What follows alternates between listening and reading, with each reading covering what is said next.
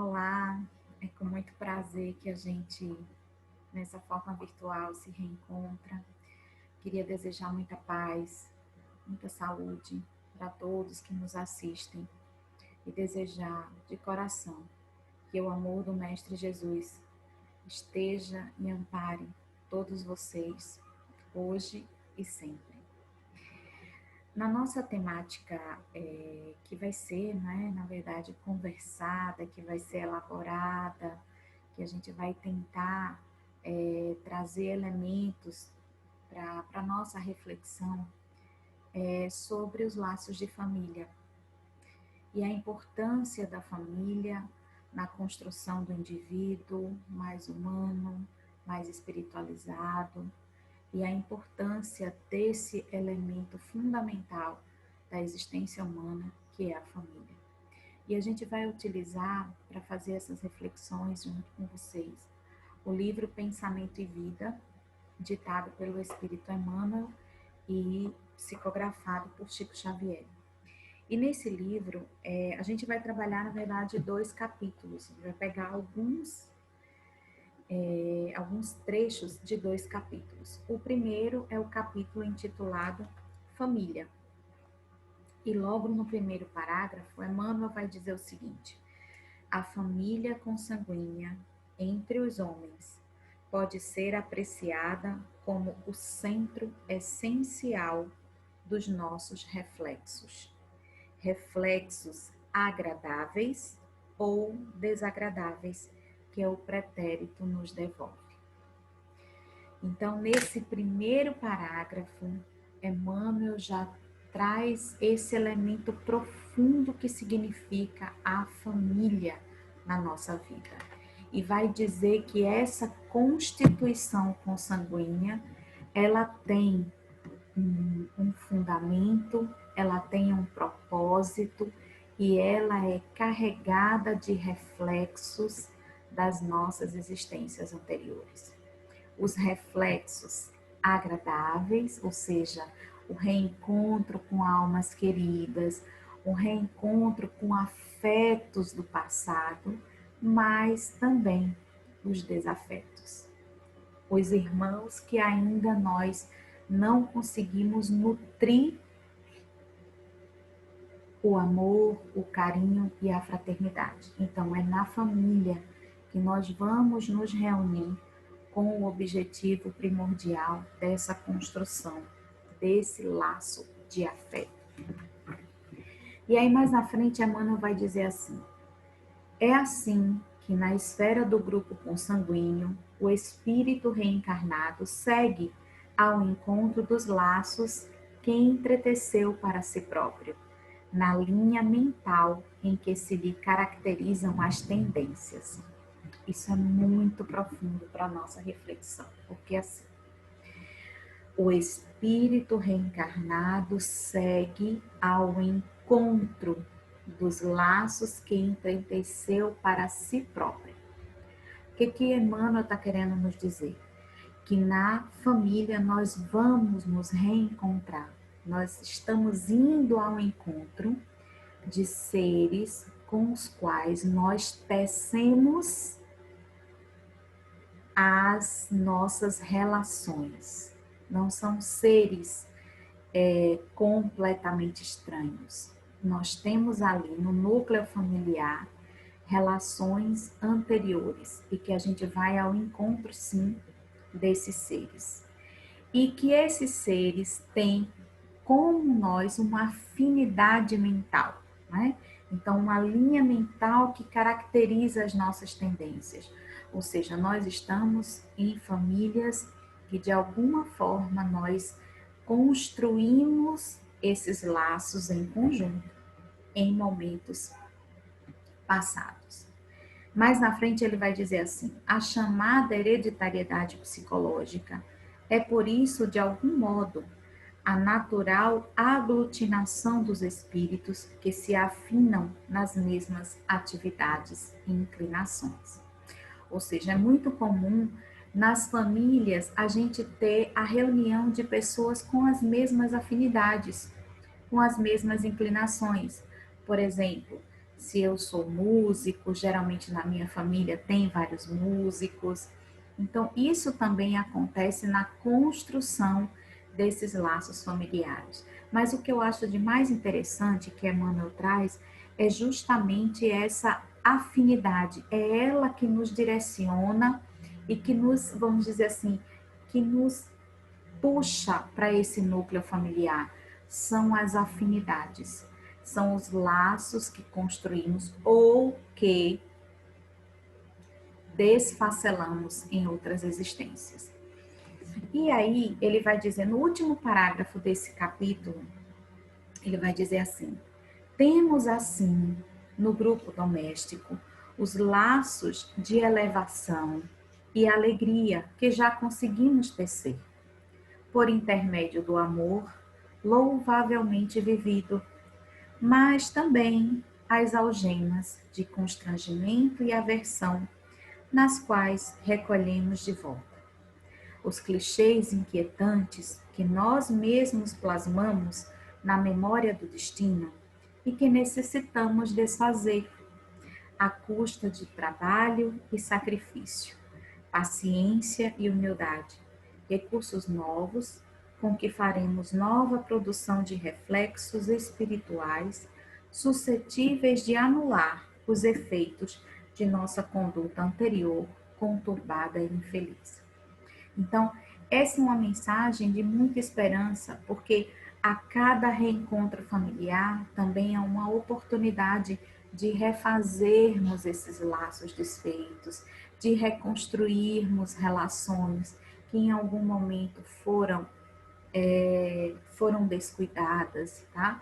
Então é importante a gente perceber a dimensão que o Espiritismo traz da ideia de família, ou seja, não é só um grupo de pessoas que se reúnem ali de forma consanguínea para que um possa cuidar do outro, que tenha hereditariedade genética, que tem o cuidado com os filhos, o cuidado com a prole, não. É a dimensão que o Espiritismo nos esclarece a respeito da família e da constituição familiar é muito ampla e ela descortina mesmo as nossas visões.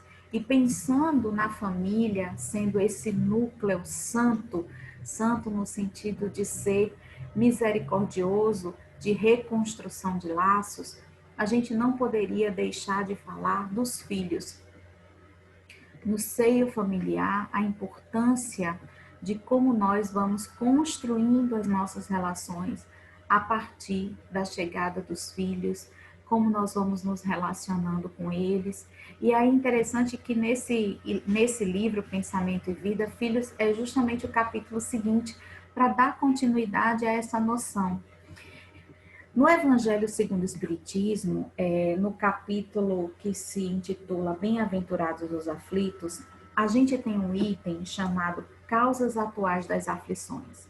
E Allan Kardec vai esclarecer para a gente que a maior parte das aflições que nós passamos e que nós vivenciamos, elas estão localizadas no momento atual, as causas. Quando a gente se deparar com problemas pelos quais a gente não consegue apreender a causa ainda nessa existência, com certeza ele se encontra em existências anteriores.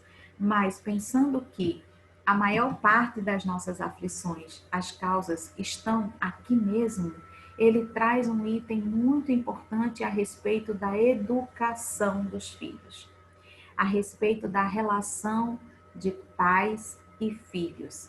E como a estranheza de alguns pais ao se depararem com atitudes hostis, com atitudes grosseiras dos filhos, e como se posicionar e como se redirecionar para que na própria criação, para que na própria educação dos filhos, a gente possa alimentar essa consciência mais ampla do espírito imortal, a consciência ampla da educação para a vida e não só a educação para atender às demandas da sociedade. São importantes, é preciso estudar, é preciso aprender, é preciso estar preparado para o mercado de trabalho, é preciso independência, é preciso várias coisas. No entanto, aqui Allan Kardec dá um enfoque muito especial para a educação do espírito. Ele vai dizer assim: quantos pais são infelizes com seus filhos porque não combatem suas más tendências no princípio?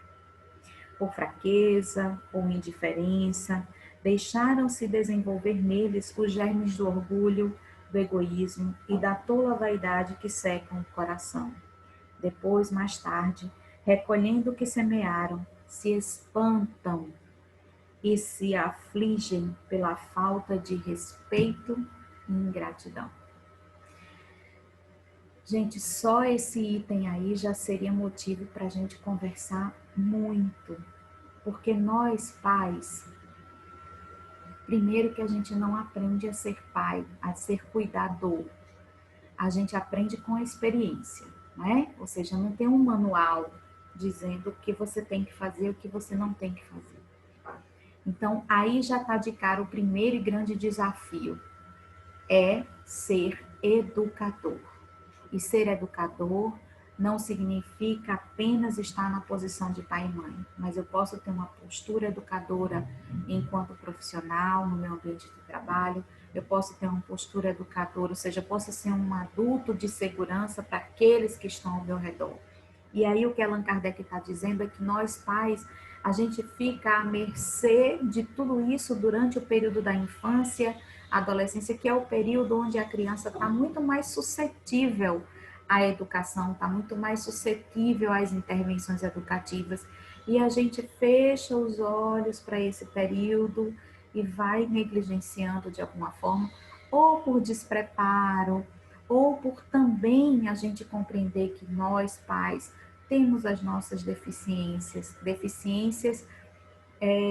da nossa criação mesmo, de pais que também tiveram menos esclarecimentos nessa área para contribuir conosco. Então, nós, dentro da doutrina espírita, que temos esse arsenal e esse manancial de conhecimento, a gente precisa desenvolver um olhar mais consciente a respeito do nosso papel de educadores, mas também de educadores de referência, não é?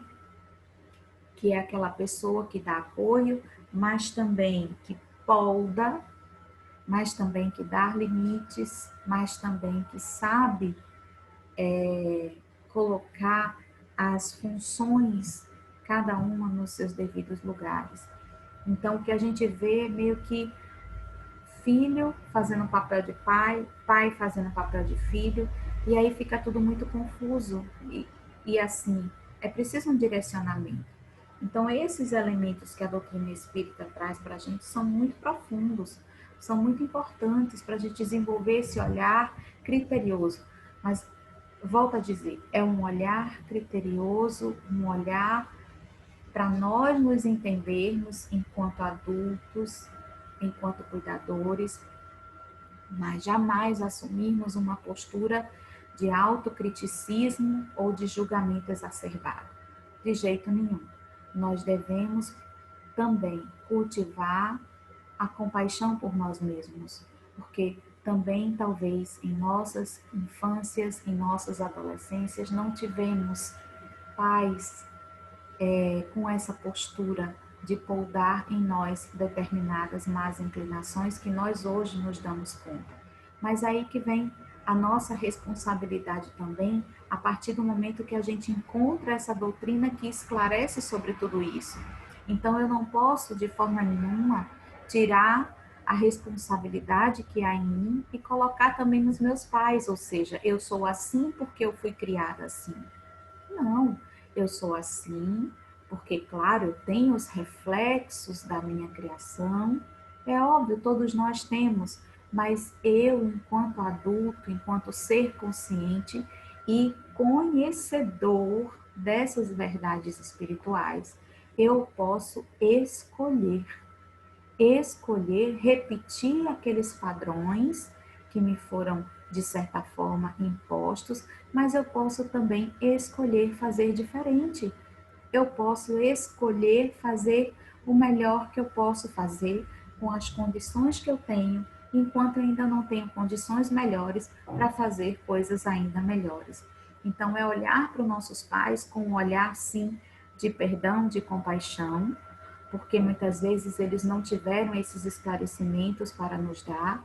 Olhar para nós, enquanto pais, também com um olhar de compaixão e de autocuidado, porque nós não sabemos de tudo e estamos num processo de aprendizado, tanto quanto os nossos filhos, mas, ao mesmo tempo, percebermos em nós essa disponibilidade de aprender e de mudar o comportamento. Então, essa é uma postura consciente, é ter a clareza da influência, é perdoar por aquilo que não foi nos proporcionado, mas ao mesmo tempo buscarmos uma postura mais assertiva, baseado na doutrina espírita e nesse conhecimento que a doutrina nos presenteia. Então, é muito importante isso para que a gente realmente comece a se dar conta agora, porque o tempo passa muito rápido. E aí é como Allan Kardec diz, lá na frente a gente vai observar momentos de ingratidão e a gente vai dizer, nossa, mas em que momento isso aconteceu? Ou por que isso está acontecendo comigo? Quando a gente não faz uma avaliação crítica a respeito da educação que nós demos aos nossos filhos. E volto a dizer, não é uma avaliação no sentido de punição, de ser punitivo com nós mesmos. Não, mas de olhar, de observar, reconhecermos as nossas dificuldades e buscarmos a mudança e buscarmos a melhora. E aí, nesse item, né, do livro Pensamento e Vida, ainda trabalhando ele, Emmanuel vai nos dizer assim, a respeito dos filhos. Nasce a criança, trazendo consigo o patrimônio moral que lhe marca a individualidade, antes do renascimento no plano físico. No entanto, receberá os reflexos dos pais e dos mestres, que lhe imprimirão a nova chapa cerebral, as imagens que, em muitas ocasiões, lhe influenciarão a existência inteira. Perfeito, porque casa exatamente com o que Allan Kardec diz. Os nossos filhos trazem a sua individualidade espiritual. Eles trazem, né? Tem um livro de Herculano Pires, ele vai dizer assim, os nossos filhos são espíritos, então eles trazem sim a sua individualidade, mas, como Emmanuel aqui nos alerta, eles estão suscetíveis à influência dos educadores de referência, que são os pais, que são os mestres. Então, eles também vão receber essa impressão muito forte durante a infância, principalmente durante a infância e adolescência, dessas educações, dessas relações educativas. Então, é por isso que a gente precisa estar atento e não negligenciar todo esse período. Então, a nossa postura, o nosso acolhimento, a nossa forma de se relacionar com eles, precisa estar muito consciente disso. E aí ele vai dizer mais na frente, as crianças confiadas na terra ao nosso zelo são portadores de aparelhagem neurocerebral completamente nova em sua estrutura orgânica, a feição de câmera fotográfica devidamente habilitada a recolher impressões. Ou seja, todos nós temos essa capacidade, veja, nosso arcabouço neurocerebral vai ter essa capacidade de reter imagens, reter informações. E isso a neurociência já confirma para a gente. Por quê? Porque o mais importante no acolhimento de uma criança não é só dar o alimento físico, mas também dar o alimento afetivo. Então, tudo isso vai sendo impresso, vai sendo fotografado, vamos dizer assim, pelo nosso cérebro e pelas nossas emoções. Então, daí a importância da relação, dos primeiros momentos de relação com a criança, com o bebê. Continua Emmanuel.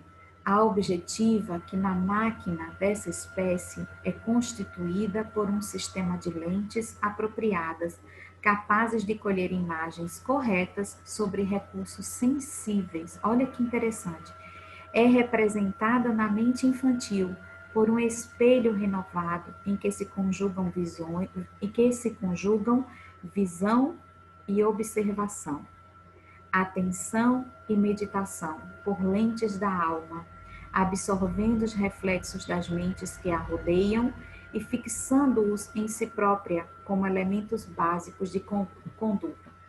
Então, isso é muito forte.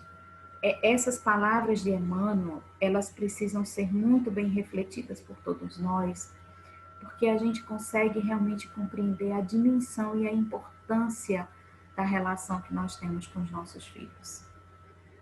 De sermos esses adultos de referência que vamos dizer assim, que atende a essas necessidades. É lógico que Emmanuel aqui, ele não está falando de perfeição, porque como espírito iluminado superior, ele sabe tanto quanto nós das nossas fraquezas, das nossas limitações. Mas o que ele está dizendo aqui é que tenhamos atenção para isso, porque a criança vai reter muito das relações que formos construindo com ela ao longo da infância, da juventude, ao longo da vida, na verdade. Então é isso que ele está dizendo, que é muito importante, para a gente não passar por isso de forma aleatória, de não negligenciar a importância que temos na vida desses seres, né? E a importância que eles têm nas nossas vidas também, porque as crianças nos mudam de uma forma muito peculiar, né? Então, às vezes, hábitos, comportamentos que nós já temos aí velhos, vem uma criança, faz um comentário e a gente começa, bom, mas eu acho que isso tem razão, né? Então, outro dia eu estava escutando um palestrante falar, não me recordo agora o nome, e ele estava dizendo assim que sempre fumou durante muito tempo, e aí com a chegada dos filhos, teve um determinado momento que ele estava fumando na varanda, e aí o filho falou assim, pai, mas o senhor sabe que cigarro faz mal? Por que o senhor fuma? Por que o senhor fuma, né? E aí, assim, bom, ele até sabia que cigarro fazia mal, mas veja, o argumento do filho é trazer isso à tona para ele e colocar ele nessa posição, né, de um adulto que está ali para servir de referência, para servir de modelo, fez com que ele, de alguma forma, repensasse na sua postura e, a partir daquele momento, tomasse a decisão de não mais fumar. Então, os nossos filhos, eles também têm uma importância fundamental na vida da gente de promover mudança, de nos melhorar também para melhor, de nos melhorar enquanto seres humanos, tá? Emmanuel vai dizer, né? Os pequeninos acham-se desse modo à mercê dos moldes espirituais dos que lhes tecem o berço ou que lhes asseguram a escola, assim como argila frágil e viva ante as ideias do oleiro. Então, no livro dos Espíritos, Allan Kardec pergunta aos espíritos, né? E os espíritos vão trabalhar essa temática de que é justamente na infância onde há mais flexibilidade psicológica. Por isso que Emmanuel diz, como argila frágil, ou seja, a gente ainda está ali num processo de molde, de construção, e a importância de nós termos a espiritualidade, os recursos da doutrina espírita a nos ajudar nesse processo de molde, nesse processo do oleiro, ou seja, o artista que vai moldando a peça. Então, a doutrina espírita nos dá essas ferramentas, esses recursos, para que a gente possa, da melhor forma possível, dar o melhor que nós podemos, nas condições que nós temos. E aí, eu lembro que nessa atendendo adultos durante muito tempo, né? A gente percebe os reflexos de uma infância difícil, de infância que é negligenciada, de pais que não tiveram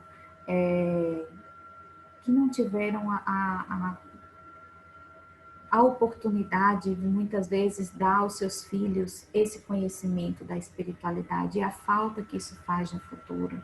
E aí eu lembro, né, que na nossa casa espírita, nas casas espíritas de uma forma geral, a importância de nós, trabalhadores espíritas, engajarmos os nossos filhos na evangelização infantil, na juventude. Então, é tão importante que nós, enquanto pais, olha o que Emmanuel vai nos dizer, Nós somos esse oleiro que estamos ajudando a moldar essa argila frágil. E se nós temos acesso à doutrina espírita, a estudos, à evangelização infantil, por que não utilizarmos essas ferramentas para nos ajudar a imprimir ou a esculturar, esculpir a mente dos nossos filhos com elementos saudáveis, com elementos que possam fortalecê-lo para enfrentar as dificuldades que a vida nos impõe, para enfrentar as tempestades que a vida nos apresenta. Não é? Então, olha que riqueza esse livro. E Emmanuel vai nos dizer também, é assim que toda criança entregue à nossa guarda é um vaso vivo e arrecadar-nos as imagens da experiência diária. Vou dar uma paradinha aí, olha que interessante. É um vaso vivo. A criança, ela está absorvendo tudo, todas as informações ao seu redor. Não pensemos nós que a criança é mais aquele ser inerte que a gente só dá comida, troca e veste. Não. A criança, ela capta os elementos de afeto, ela capta os elementos de cuidado. Quando ela chora, quando ela está incomodada com alguma coisa, ela não só vai receber o consolo de uma forma física, quando você a coloca no braço, mas ela também vai conseguir captar, em termos cerebrais, esse cuidado, ou seja, que ela ali está se sentindo protegida, que ela está se sentindo segura. Da mesma forma, e à medida que a criança vai crescendo, a imposição de limites, a colocação de regras. Então, os adolescentes, né? Eu me lembro que tinha um documentário há muitos anos atrás que eu assisti e que esse documentário era assim, eram várias famílias cujos adolescentes eram tidos como adolescentes problemas, né? Que tinham feito pequenas infrações. E aí esses adolescentes iam passar um mês na casa de famílias que tinham outros filhos, mas que conseguiam colocar regras, né? Conseguiam ter uma condução familiar na distribuição de tarefas, na delimitação de atividades para cada um. E aí eles iam ter essa experiência fora dos seus lares, em outros lares. E aí o interessante é que ao final desse documentário foi unânime o posicionamento dos adolescentes em dizerem: apesar de eu querer liberdade, no fundo eu queria que me colocassem regras, que me colocassem limites. Porque os limites e as regras também é uma forma de cuidar. Também é uma forma de cuidar. Então, isso é de um aprendizado muito significativo, porque às vezes a gente acha que ter liberdade demais ajuda, quando nem todo mundo sabe lidar com liberdade demais. Então a gente precisa dosar, a gente precisa de equilíbrio, não proteger demais, porque a super proteção vai gerar uma dificuldade daquela criança de desenvolver elementos e habilidades sociais para lidar com as dificuldades, já que a gente está num processo de super proteção, a própria criança não vai, ou seja, ela não vai passar por desafios por conta da nossa super proteção, que vão ajudá-la a desenvolver os mecanismos para lidar com aquelas dificuldades. Então, nem a super proteção, nem a ausência de proteção. Então, é a gente tentar achar esse equilíbrio, né? Então, Emmanuel vai dizer, é assim que toda criança entregue à nossa guarda é um vaso vivo a arrecadar-nos as imagens da experiência diária, competindo-nos, pois, o dever de traçar-lhes noções de justiça, trabalho, fraternidade e ordem, habituando-a desde cedo à disciplina e ao exercício do bem, com a força de nossas demonstrações. É um puxão de orelha em nós, pais, cuidadores, que Emmanuel está aqui dizendo, né? Porque olha só, a força do exemplo, a força das nossas atitudes. Tem uma frase de Albert Schweitzer que é muito importante e que casa exatamente com o que Emmanuel está dizendo, que é sobre o exemplo. Ele vai dizer assim: o exemplo não é a melhor forma de educar. O exemplo é a única forma de educar. E é isso que Emmanuel está dizendo.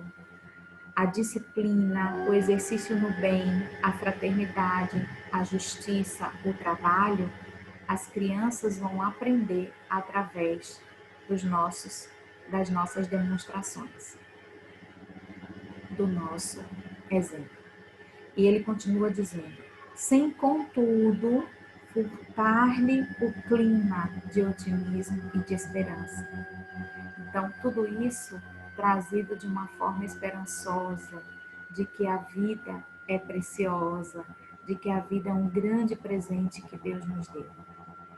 Acolhendo-a com amor, cabe-nos recordar que o coração da infância é uma urna preciosa a incorporar-nos os reflexos, troféu que nos retratará no grande futuro, no qual passaremos todos igualmente a viver, na função de herdeiros das nossas próprias obras.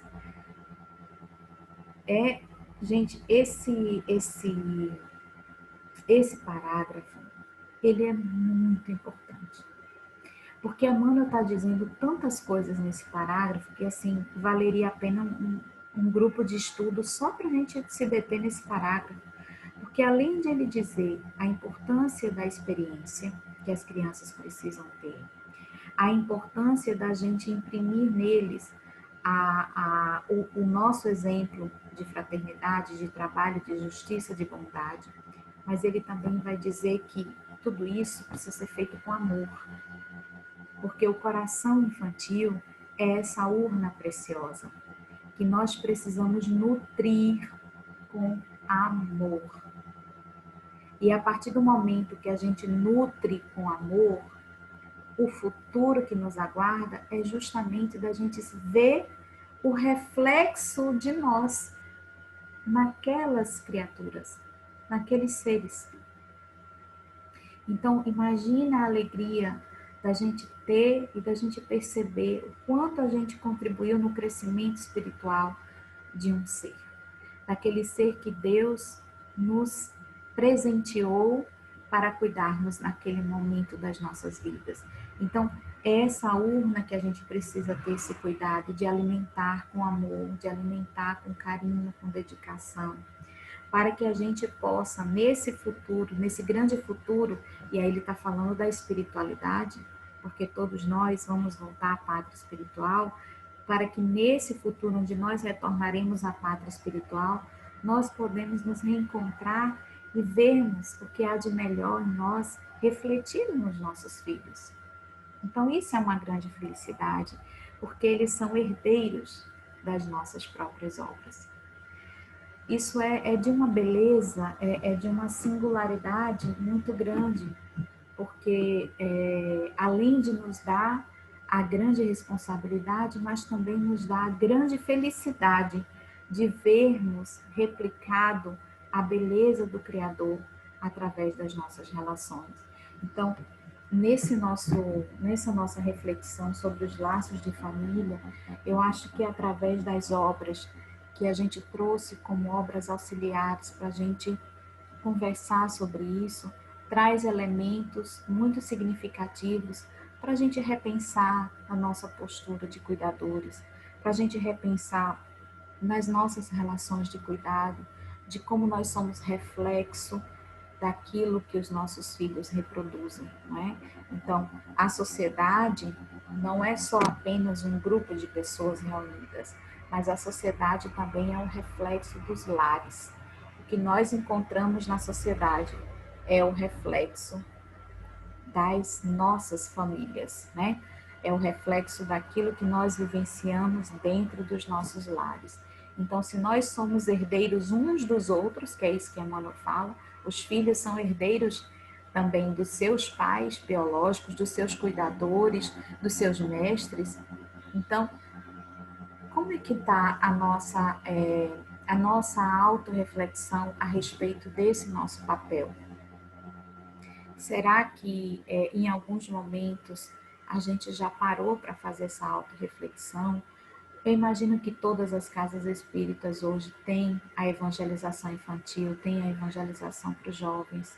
Então, será que nós incentivamos os nossos filhos? Será que nós, mesmo sabendo de que tem uma certa resistência no início, a gente não insiste mais um pouco e realmente leva para que eles possam ali, durante alguns anos, absorver os conhecimentos da doutrina espírita, porque a partir do momento que eles se tornarem adultos, eles vão poder escolher como que vão vivenciar essas verdades espirituais.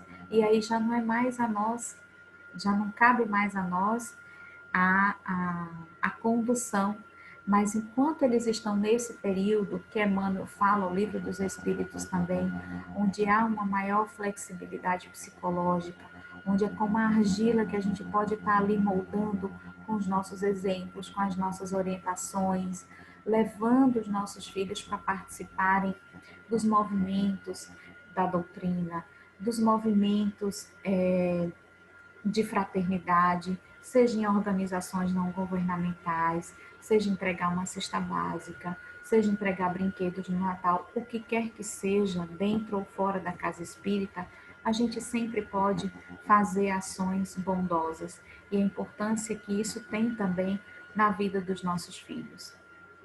Então, é essa reflexão que nós gostaríamos de deixar para todos, inclusive para mim também, como mãe, como essa figura também de referência para a minha filha. Então, que eu possa também, junto com vocês, adentrar nessas reflexões, mudar alguns comportamentos, aqueles que precisam ser modificados, mas alimentando sempre, né? Trazendo aí as palavras de Emmanuel novamente, alimentando a esperança, porque nós também fomos criados por pais que talvez não tiveram esses conhecimentos, por pais que tiveram muitas vezes infâncias muito cruéis, muito rudes, mas que eles optaram a ser pais melhores conosco. E para aqueles filhos, né, que não tiveram a oportunidade de vivenciar na sua infância, na sua adolescência, pais afetuosos que possam aos poucos desenvolverem o perdão, que possam aos poucos refletirem que a partir desse momento você também pode fazer diferente com os seus filhos. Nós não somos seres tão automatizados igual robôs que a gente está subjugado a uma determinada ação. A maior herança que o ser humano carrega é o poder de escolha, é o livre arbítrio. Então, se eu tive um pai ou uma infância cruel, eu não sou obrigada a repetir esse mesmo padrão, sendo pai, sendo mãe e sendo cuidadora de uma família. Eu posso escolher fazer diferente. Eu posso escolher trazer todos esses recursos que a doutrina espírita nos traz para dentro do meu seio familiar e dar a oportunidade dos meus filhos, daquelas pessoas que estão ali no nosso núcleo familiar, de também experimentar uma vivência diferente. Então, eu queria agradecer de coração o convite, desejar a todos vocês muita paz, muita tranquilidade, muita saúde para a família de todos. Um grande abraço e que Jesus nos abençoe hoje e sempre.